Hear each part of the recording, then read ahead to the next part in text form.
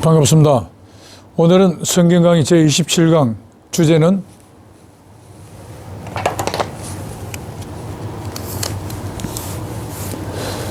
무죄 선고 직후 사형 집행되었다. 누구일까입니다. 예나 지금이나 현행 기존 법칙에서는 결코 일어날 수 없는, 일어나서도 안 되는 일이 일어났다고, 그것도 성경책 마태복음에 이러한 일이 일어났다고 기록되어 있습니다.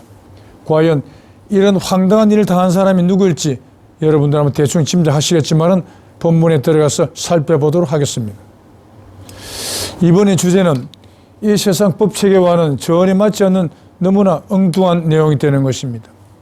그러나 실제로 이러한 일이 일어났다고 성경책에 기록되어 있습니다. 마태복음 27장 20절에서 60절까지입니다. 대제사장들과 장로들이 무리를 권하여 바라바를 달라 하게 하고 예수를 멸하자 하게 하였더니 총독이 대답하여 가로되 둘 중에 누구를 너희에게 놓아주기를 원하느냐? 가로되 바라바로소이다. 빌라도가 가로되 그러면 그리스도라 하는 예수를 내가 어떻게 하랴? 저희가 다 가로되 십자가에 못 박혀야 하겠나이다. 어쩌면 무슨 악한 일을 하였느냐? 저희가 더욱 소리지르 가로되 십자가에 못 박혀야 하겠나이다 하는지라. 빌라도가 아무 혐도 없이 도리어 밀란이 나리는 것을 보고 물을 가져다가 무리 앞에서 손을 씻으며 가로되 이 사람의 피에 대하여 나는 무죄하니 너희가 당하라.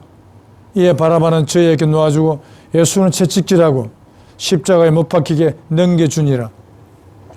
희롱을 당한 후 홍보를 벗기고 도로 그의 옷을 입혀 십자가에 못 박으리고 끌고 나가니라. 나가다가 시몬이라는 구레네 사람을 만나며 그를 억지로 가게 하여 예수의 십자가를 지웠더라.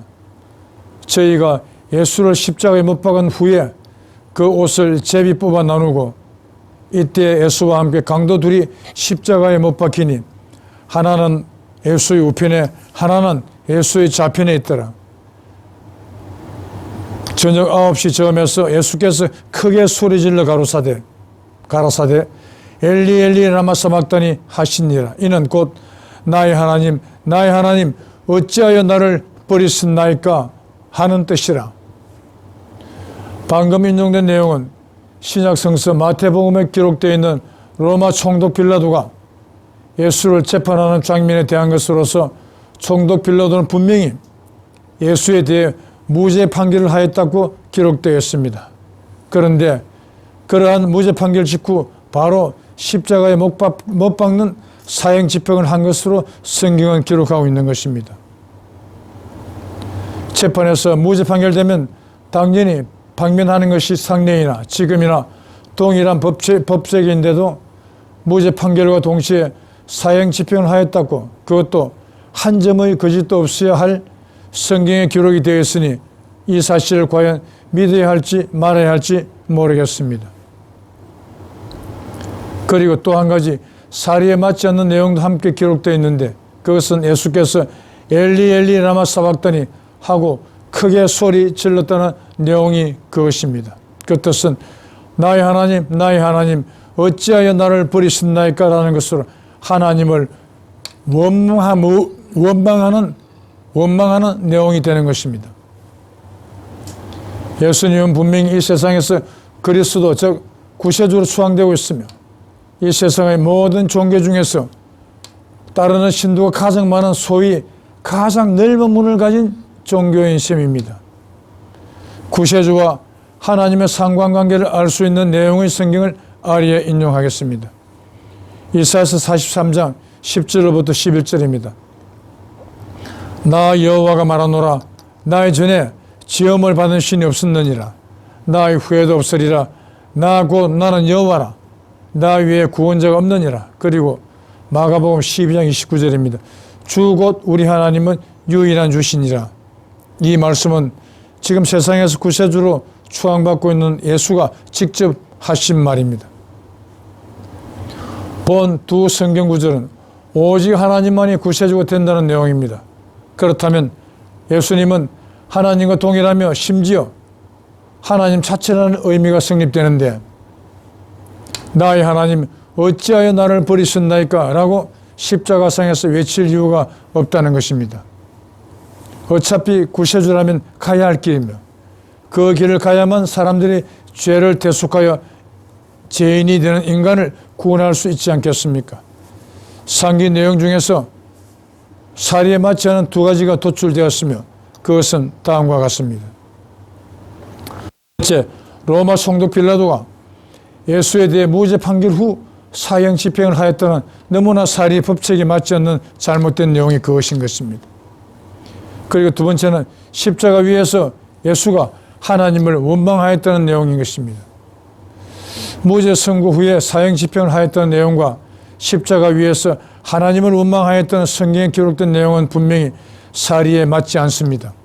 물론 이 외에도 사리에 맞지 않는 장면이 다음과 같이 성경에 기록되어 있었습니다. 마태복음 27장 56절에서 60절까지입니다. 그 중에 막달라 마리아와 또 야고보와 요셉 어머니 마리아와, 이 야고보는 예수의 동생이죠. 그리고 마리아는 요셉의 어머니입니다.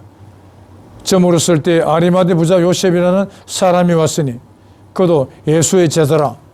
빌라도에게 가서 예수의 시체를 달라 하니 이에 빌라도가 내어주라 분부하거늘 요셉이 시체를 가져다가 정한 셈 앞으로 싸서 바위 속에 판 자기 새 무덤에 넣어두고 큰 돌을 굴려 무덤 문에 놓고 가니, 분명 사형 집행 장소에 예수의 가족들이 와 있었는데도 아무리 제자이지만 결국 남인 아리마대 요셉이라는 사람에게 예수의 시체를 내어주었다고 기록되어 있습니다. 그 요셉이 무덤에 시체를 넣었다는 것은 너무나 이해 불가한 측면이 되는 것입니다. 이 부분이 바로 십자가 사건 관련되어 기록된 내용 중 세 번째 의문점이 되고 있습니다. 예수는 이 세상에서 많은 사람들로부터 구세주로 추앙받고 있습니다. 예수께서 하신 말씀들 중 성경에 기록된 일부를 아래에 인용합니다. 그리고 말씀들의 의미를 검토해 보고자 합니다. 첫째, 예수의 실질적인 정체를 판단하게 할 수 있는 내용입니다. 마태복음 3장 16절입니다. 예수 세례를 받고 물에서 올라올 새 하늘로서 소리서 가라사대 이는 내 사랑하는 아들이요 내 기뻐하는 자라 하시니라. 이것은 세례 요한이 예수에게 물세례 줄 때 예수의 머리가 물에 들어갔다가 올라올 때 이는 내 사랑하는 아들이요 내 기뻐하는 자라 하는 이런 소리가 세례 요한의 귀에 들렸던 것입니다. 그리고 사도행전 9장 3절에서 5절까지입니다. 사도 바울이 사도가 되기 전에 본 이름이 바로 사울이었습니다. 사울이 행하여 다메섹에 가까이 가더니 홀연히 하늘로서 빛이 저를 둘러 비추는지라 땅에 엎드러져 들음에 소리서 가라사대 사울아 사울아 네가 어찌하여 나를 비방하느냐 하시거늘 사울이 대답하되 주여 니시오니까 가라사대 나는 네가 비방하는 예수라. 이것은 그 당시 예수를 따르는 제자들의 종교, 그 신흥 종교에 대해서 유태계로부터 많은 핍박을 받고 있는 상태였죠. 이날도 사도 바울이 다메섹 고개를 넘어서 예수를 따르는 무리들이 모이는 장소에 가서 그들을 징치하기 위해서 넘어가려 하는데 하늘에서 사울아 사울아 내가 어찌하여 나를 핍박하느냐 이런 소리가 사울에게 들렸던 것입니다. 그래서 사울이 풀숲으로 들어가면서 주여 니시오니까 하니까 공중에서 나는 네가 핍박하는 예수라. 공중 하늘에 있는 신이 바로 예수라는 것입니다. 그리고 누가복음 18장 18절입니다. 사탄이 하늘로서 번개같이 떨어지는 것을 내가 보았다. 이 내가 예수입니다. 예수님이 직접 하신 말씀입니다. 사탄은 마귀를 이름하는 것이죠. 그리고 에베소서 2장 2절과 에베소서 6장 12절입니다. 과연 공중 하늘에는 하나님이 계시는지 아니면 하나님이 아닌 다른 존재가 있는지 그것을 알려주는 내용이 되는 것입니다. 그때 너희가 그 가운데서 행하여 이 세상 풍속을 쫓고 공중의 권세 잡은 자를 따랐으니 지금 곧 불순종의 아들들 가운데서 역사하는 영이라. 이렇게 공중 권세 잡은 자는 하나님의 말씀을 불순종하는 사람들 가운데서 역사하는 영이라 하니까 하나님의 영이 아닌 것은 사실이겠죠. 그리고 에베소서 6장 12절입니다. 우리의 씨름은 혈과 육에 대한 것이 아니요 정사와 권세와 이 어둠의 세상 주관자들과 하늘에 있는 악의 영들에 대함이라. 그러니까 하늘에는 악령이 있다는 것입니다.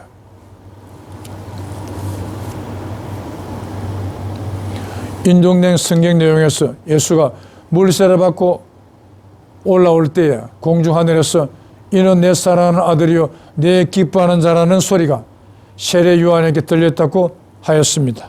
그런데 공중 하늘에 있는 신은 불순종의 아들들 가운데서 역사하는 영 또는 악의 영들이라 적시되었고 심지어는 사탄이 하늘로서 번개같이 떨어지는 것을 내가 예수가 보았다고 기록되어 공중 하늘에 있는 신은 하나님이 아닌 사탄 즉 마귀라고 성경에는 규정되어 있는 것입니다. 공중 하늘에 있는 마귀가 이는 내 사랑하는 아들이요 내 기뻐하는 자라 하였으니 그러면 그 말을 들은 예수는 누구의 아들이 되겠습니까? 한간의 기독교 단체들이나 이런 데서는 예수님을 하나님의 아들 외아들이라고 하지만 성경에는 외아들이 하나님의 아들이 아니라 사탄, 마귀라고 이렇게 규정을 해놓은 것입니다. 그리고 두 번째, 예수는 자신을 사망 권세를 잡은 자요 분란을 조장하러 온 자라고 고백하였습니다. 요한계시록 1장 18절에 이제 세세토록 살아있어 사망과 음부의 열쇠를 가졌노라. 예수가 직접 한 말입니다. 사망과 음부의 열쇠를 가졌다는 이 말은 사망 권세를 찾고 있다는 것을 알리는 것입니다. 그리고 마태복음 10장 34절에 35절입니다. 내가 이 세상에 화평을 주러 온 게 아니요 검을 주러 왔노라. 내가 온 것은 사람이 그 아비와 딸이 그 어머니와 며느리가 시어머니와 불화하게 함이니 구세주라면 당연히 이 세상에 올 때 사람들에게 화평을 주러 와야 되지 않겠습니까? 그러나 구세주로 불리는 예수는 검을 주러 왔다. 그리고 사람들이 이렇게 불화하게 하기 위해서 왔다. 그 심지어 검을 준다는 것은 서로 불화하고 하는 거는 가운데서 더욱더 화가 나면은 그것으로서 살생까지 할 수 있도록 검을 주었다는 그런 이야기가 되지 않겠습니까? 과연 구세주로서 참 구세주라면 결코 할 수 없는 말을 해놓은 것입니다. 그리고 히브리서 2장 14절입니다.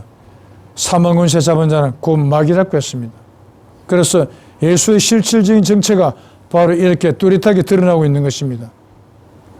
하늘에 있는 악령이 이는 내 사랑하는 아들이요 내 기뻐하는 자라 하였으니 악령의 아들이라고 하니까 예수는 분명히 사망 권세 잡은 자 마귀가 되는 것입니다. 예수는 자신이 사망 권세를 잡은 자요 세상에 분란을 조장하기 위해 왔다고 하였는데 그렇게 사망 권세를 잡은 자는 곧 마귀라고 규정한 성경 구절이 있어 상당히 당혹스럽게 됩니다. 세 번째, 예수가 십자가를 진 게 확실하다면 어떻게 되겠는가? 마태복음 27장 24절입니다. 로마 총독 빌라도가 물을 가져다가 무리 앞에서 손을 씻으며 가로되 이 사람의 피에 대하여 나는 무죄하니 너희가 당하라. 이렇게 예수에 대하여 무죄 선고를 하였습니다. 그런데 실제는 그 직후에 무죄 선고 직후에 십자가에 못 박아 사형을 집행한 것으로 적혀 있는 것입니다. 갈라디아 13절입니다. 나무에 달린 자마다 저주 아래 있는 자라 하였습니다.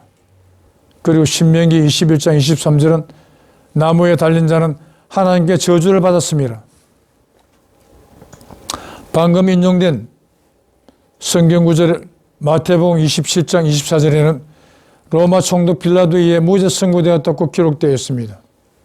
그런데 마태복음 27장 38절에는 이때 예수와 함께 강도 둘이 십자가에 못 박히니 하나는 우편에 하나는 좌편에 있더라고 되어 무죄 선고 직후에 십자가에 못 박는 사형이 집행되었다고 기록되어 있습니다. 만약 정말로 그렇게 된 게 사실이라면 갈라디아서 3장 13절과 신명기 21장 21, 3절의 구절은 십자가에 달린 자는 하나님께 저주를 받았다고 기록하고 있으니 이 기록 또한 진실의 왜곡일지 아니면 사실일지는 모르겠습니다. 만약 진실의 왜곡이라면 성경은 제작성 내지는 재편집되어야 할 것이요, 그것이 사실이라면 정말 대형 사고가 될 것이라고 생각됩니다. 왜 대형 사고가 되겠습니까? 십자가 처형은 그 당시 강도 같은 흉악범에 대한 처형틀이었으니 예수를 흉악범으로 만드는 결과가 될 뿐만 아니라 현재의 구세주 자리에서도 내려져야 하기 때문입니다.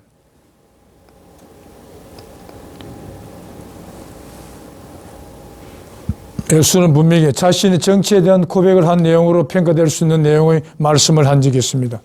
바로 요한복음 14장 30절입니다.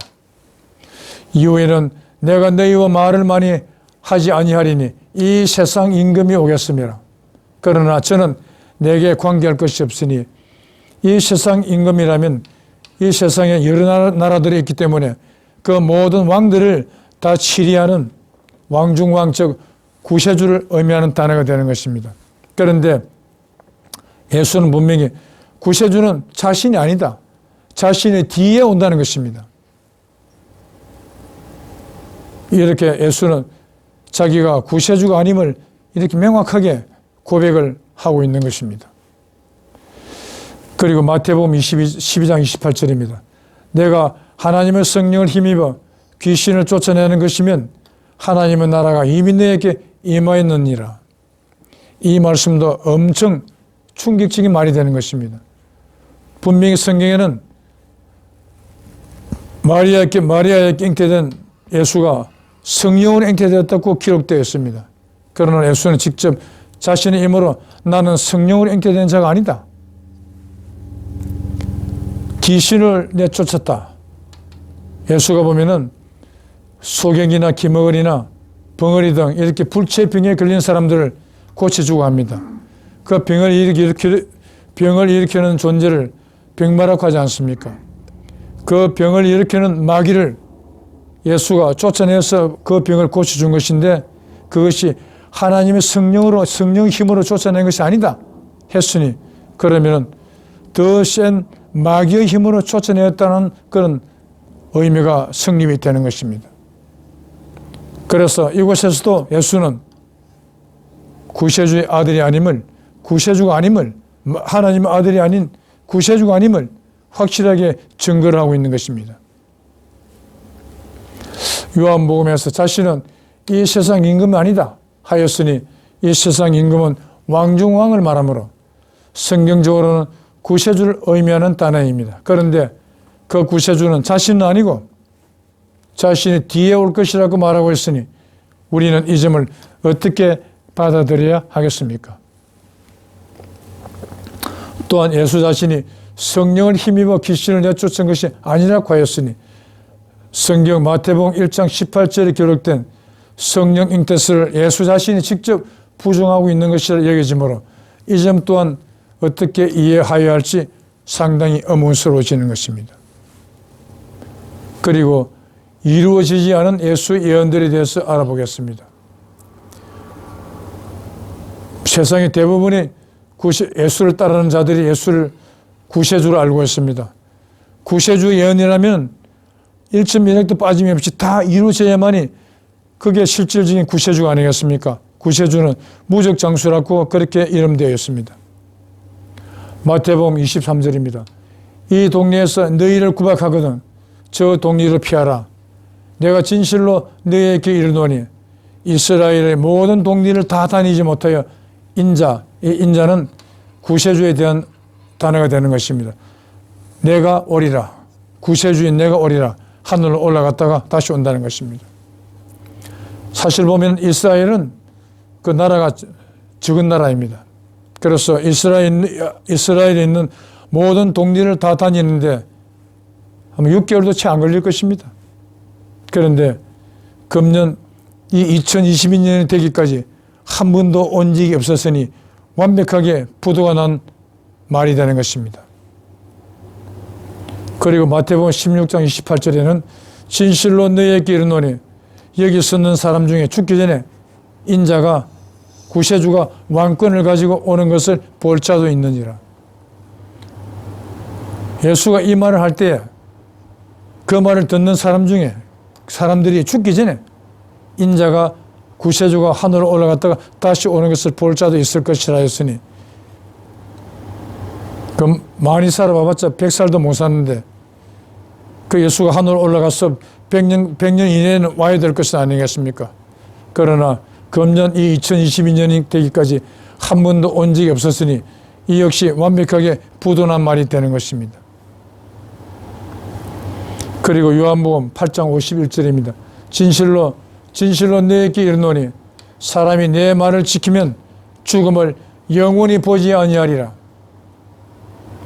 전부 다 그런 부도난 말투성입니다.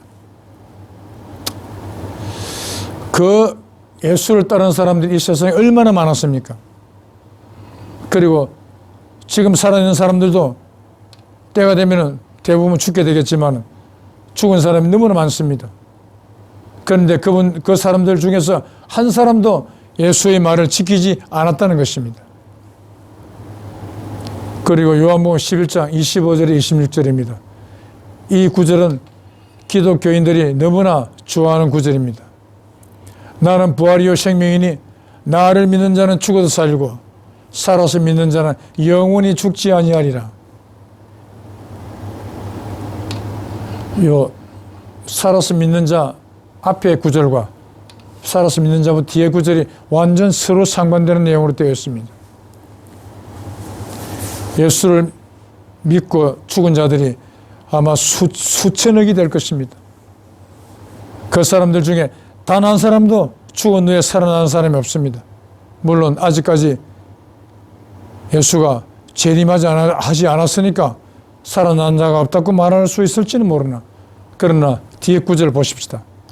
살아서 믿는 자는 영원히 죽지 아니하리라. 죽어서 믿을 수가 있습니까? 욥기서 14장을 보면 사람 죽으면 사라진다 했습니다. 소멸된다고 했습니다. 그리고 죽은 자는 영원히 일어나지 못한다고 했습니다.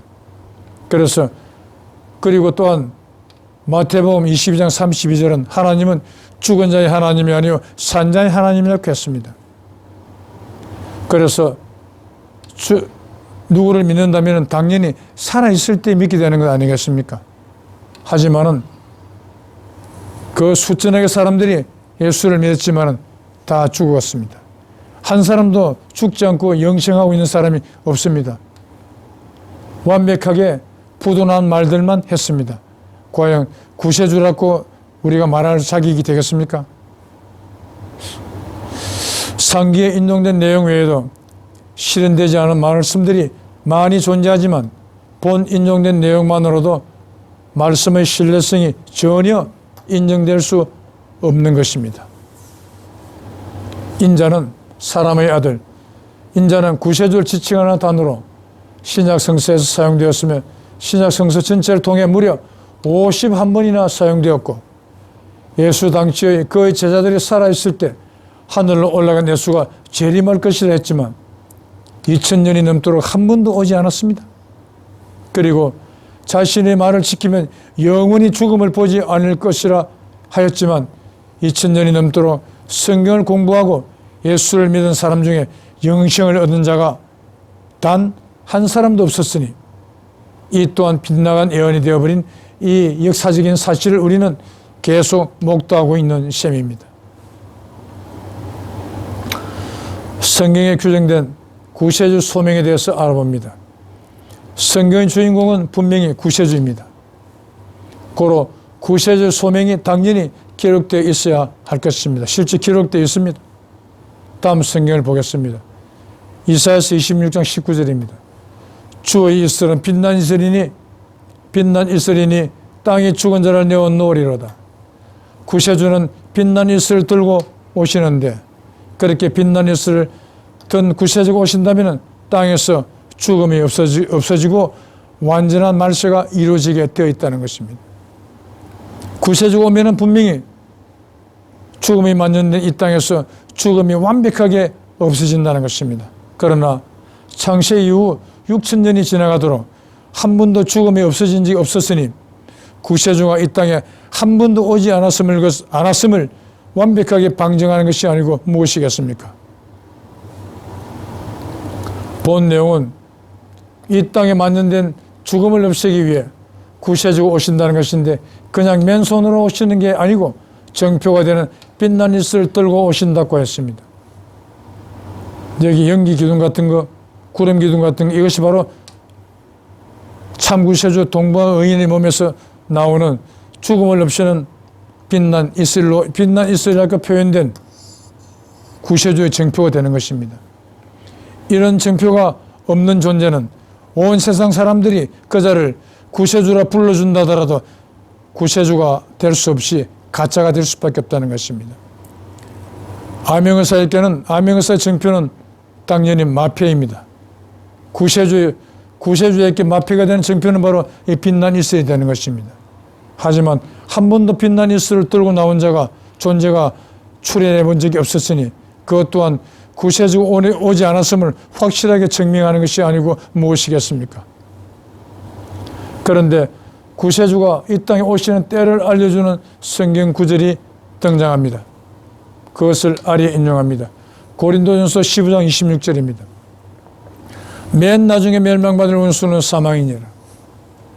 그런데 한간의 종교단체에서는 전부 다 살았을 때 누구를 열심히 믿으면 죽어서 구원받고 하나님께서 계시는 천국에 들어간다, 극락에 들어간다고 그렇게 너무나 잘못된 주장들을 하고 있습니다. 그것은 너무나 비종교적인, 비성경적인, 비불경적인 잘못된 주장이 되는 것입니다. 죽은 자가 사람이 죽어서 사후에 갈 수 있는 곳이 있는 것이 아니라 우리가 살고 있는 이 땅에서 죽음이 없어진다는 것입니다. 그 죽음이 없어지는 때가 바로 맨 나중이라고 했습니다. 그런데 맨 나중이라고 표시된 이 글자를 가지고 언제쯤이라고 우리가 알 수가 없는 것입니다. 그러면 과연 맨 나중은 언제쯤 될지 한번 챙겨보겠습니다. 맨 나중에 죽음이 없어질 것이라며 죽음을 없애는 존재는 구세주밖에 없으니 구세주는 맨 나중이 되어야 이 땅에 오신다는 것입니다. 그러면 맨 나중은 언제가 될지 보겠습니다.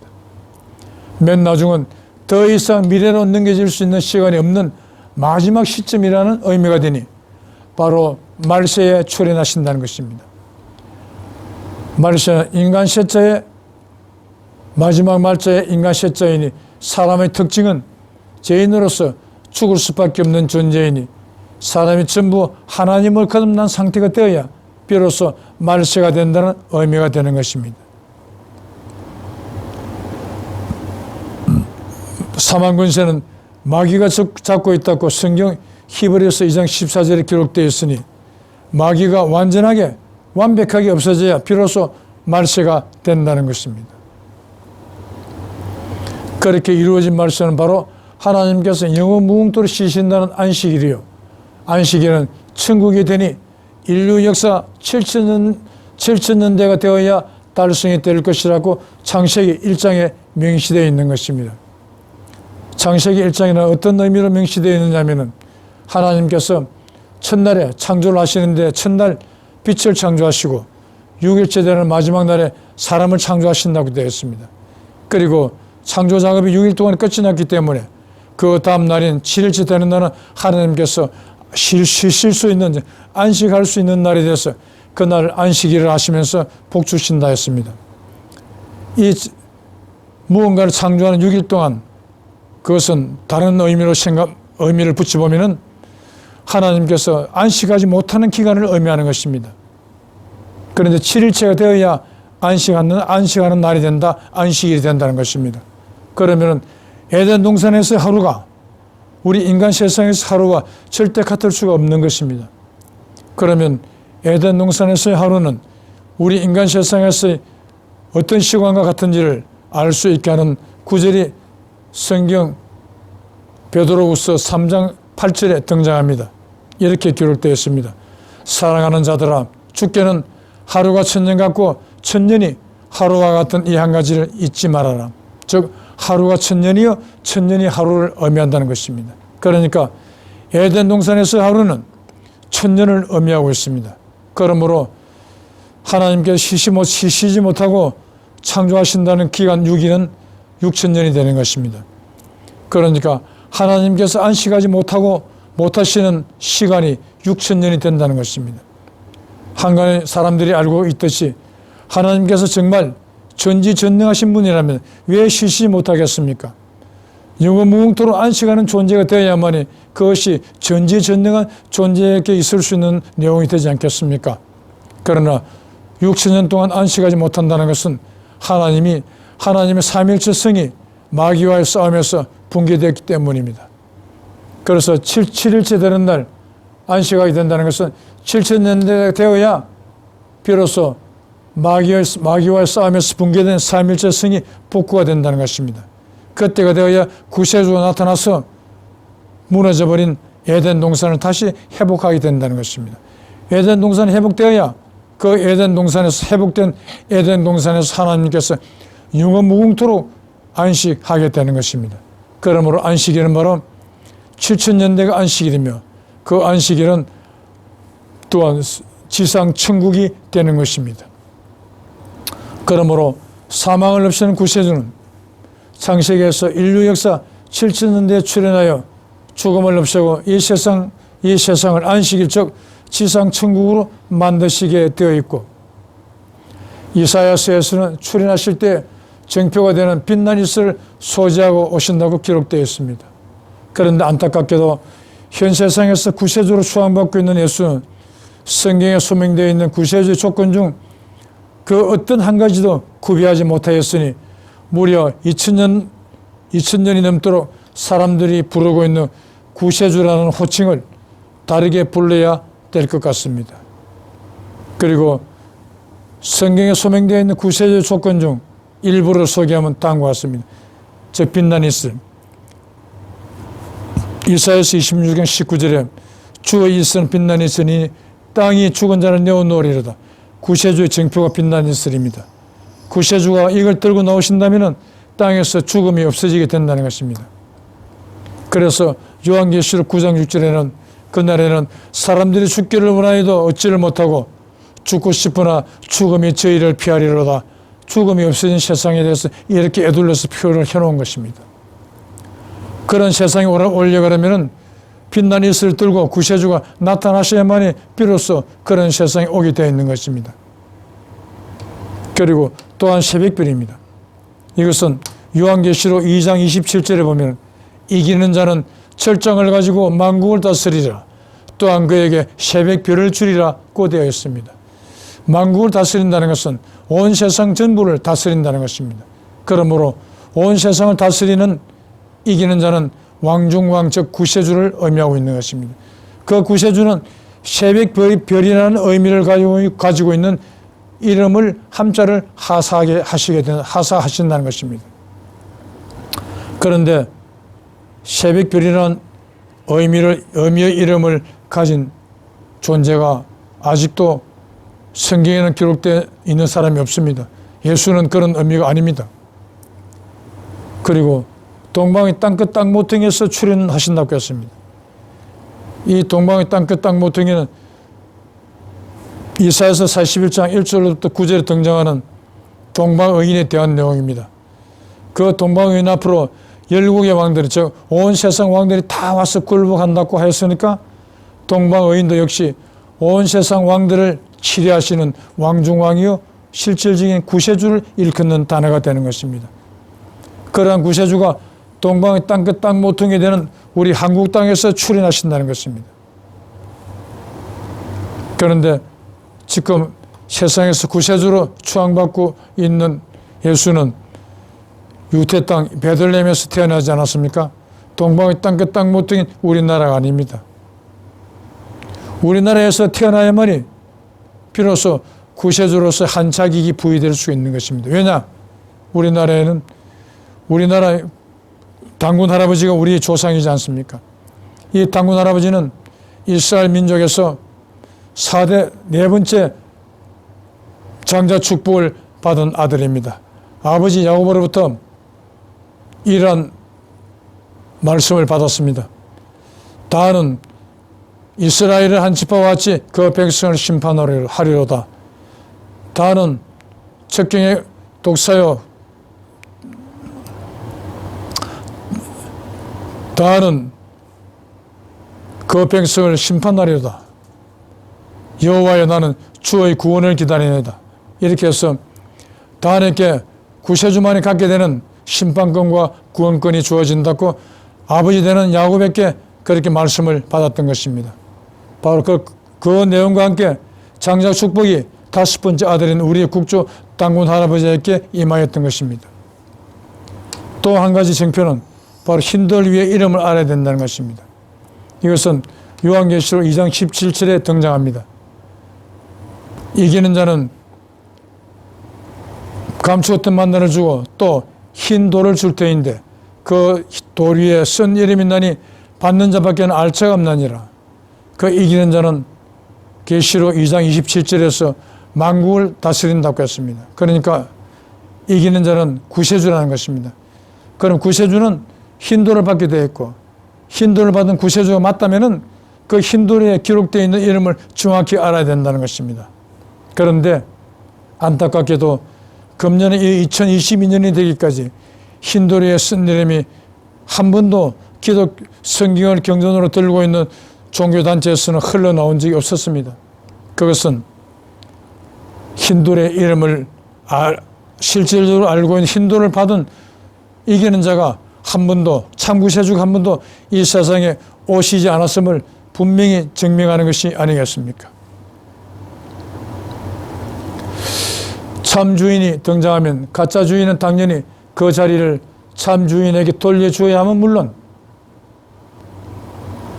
두말할 필요가 없는 것이 바로 이 세상의 이치인 것입니다. 결론입니다. 오늘의 주제에 해당되는 사람은 다른 사람이 아니고 바로 예수였습니다. 그런데 기록된 내용들이 다음과 같은 모순점을 가지고 있었습니다. 첫째, 로마 총독 빌라도는 예수에게 무죄 선고를 하였고 그 직후 방면해서 자유롭게 해주어야 하나 오히려 십자가에 못 박아 죽이는 사형을 집행하였다고 기록되었습니다. 둘째는 십자가 위에서 하나님을 원망하였다고 기록되어 있었습니다. 그런데 예수는 본인이 정말로 구세주를 알고 있었습니다. 그래서 나를 믿는 자는 죽어도 살고 살아서 믿는 자는 영원히 죽지 아니하리라 는 그런 말씀을 하시게 된 것입니다. 또한 내가 십자가에 못 박혀 죽은 후에 제3일에 살아나리라 마태복음 27장 19절에 이렇게 기록되어 있습니다. 분명히 죽은 후에 3일 되는 날 살아난다고 했습니다. 그런데 십자가 위에서 하나님 어찌하여 나를 버리셨나이까 이렇게 하나님을 원망하는 말을 하게 됩니다. 그러면 하나님이 괘씸하게 생각해서 살려주시지 않을 수도 있지 않겠습니까? 그렇다는 것은 이 십자가 위에 있는 사람이 과연 예수가 맞겠느냐 가짜가 아니겠느냐 하는 이런 의심을 충분히 할 수 있게 된다는 것입니다. 셋째, 사형소의 시체를 그 가족이 아닌 예수의 제자에게 넘겨주었다고 기록되어 있었습니다. 이런 세 가지 모순점이 십자가 위의 세 사람 중에 예수는 없었다고 추정할 수 있을 것 같습니다. 그리고 다음 제29강의 주제는 구세주가 사람의 아들, 즉 인자가 되어야 되는 이유에 대해서 설명을 드리겠습니다. 많은 성원 부탁드리겠습니다. 그러면 오늘의 강의는 이것으로 마치겠습니다. 끝까지 시청해 주셔서 정말 감사합니다.